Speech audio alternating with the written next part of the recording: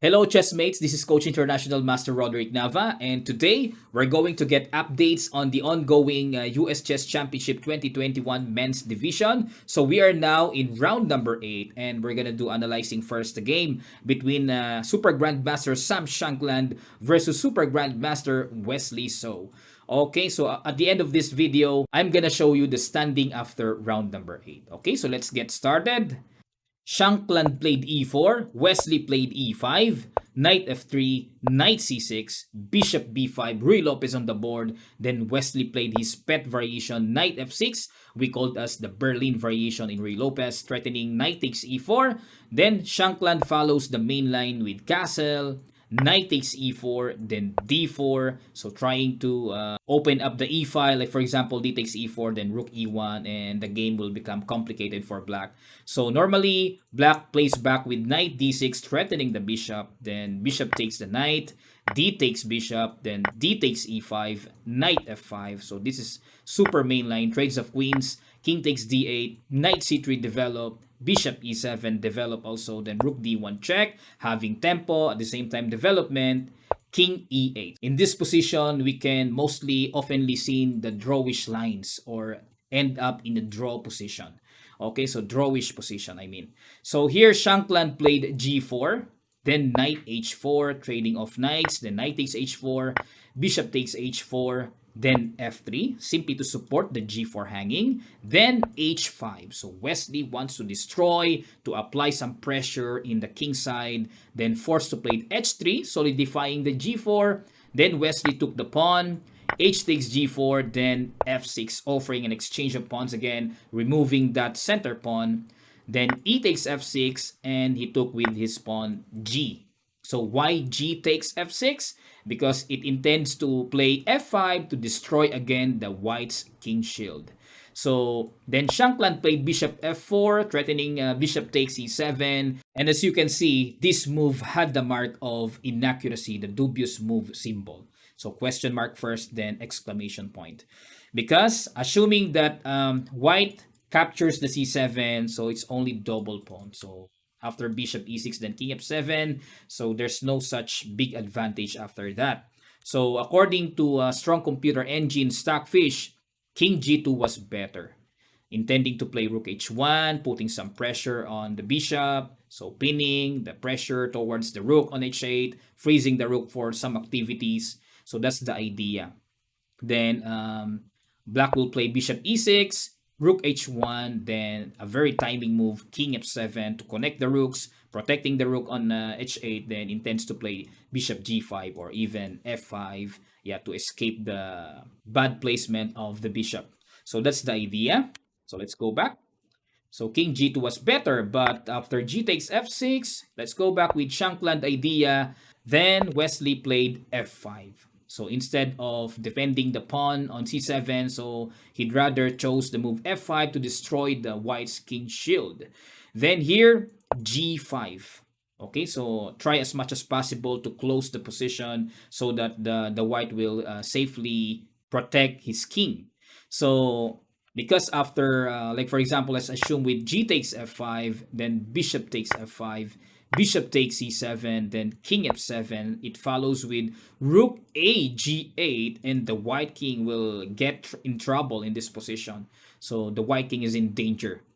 So that's why, to avoid any open position, Shankland decided to play g5 to close as much as possible, and Wesley played rook h5 here, so threatening bishop takes g5. So in this position, I thought black will play rook g8 straight away.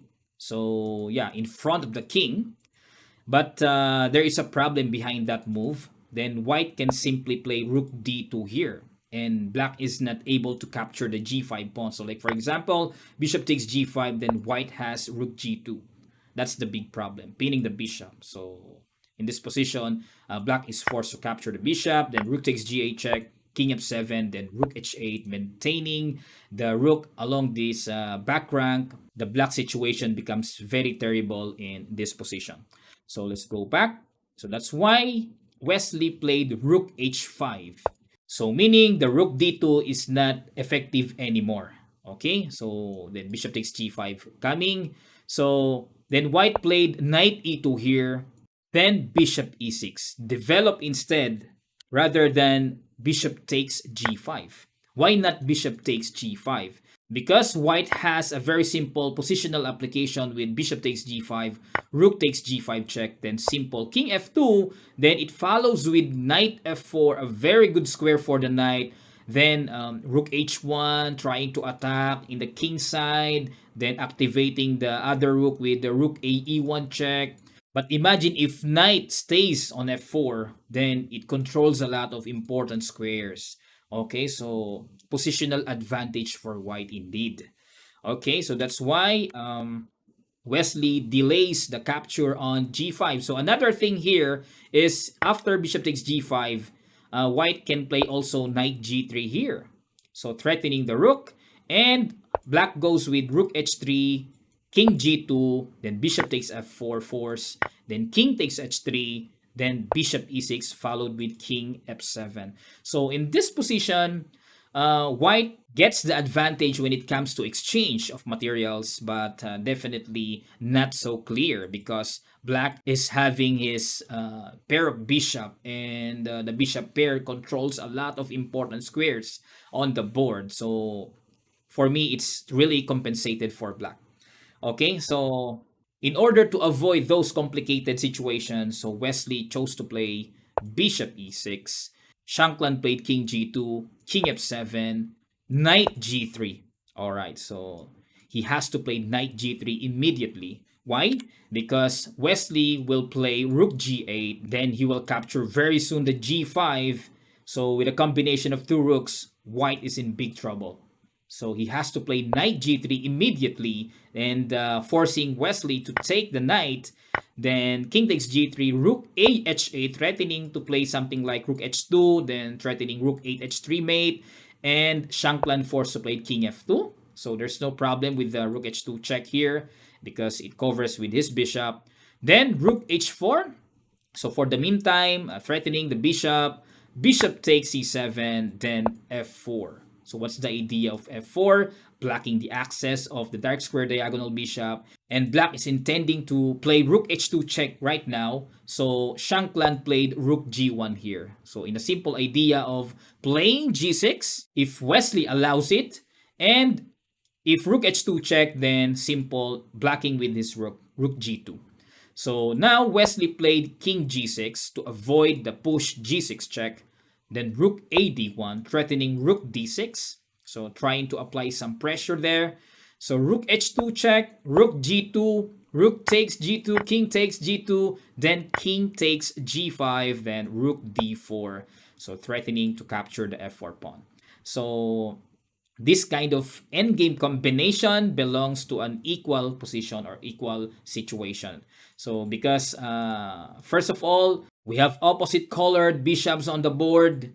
So there's no such any complications in this position. So Wesley took the pawn on a2, then bishop takes f4 also, king f5, bishop g3, bishop d5, rook f4 check, king g6, rook g4 check, king f7, so dancing king, rook h4, offered an exchange, then Wesley accept that exchange, bishop takes h4, then b5, and here Shankland played a very sensible move, b4.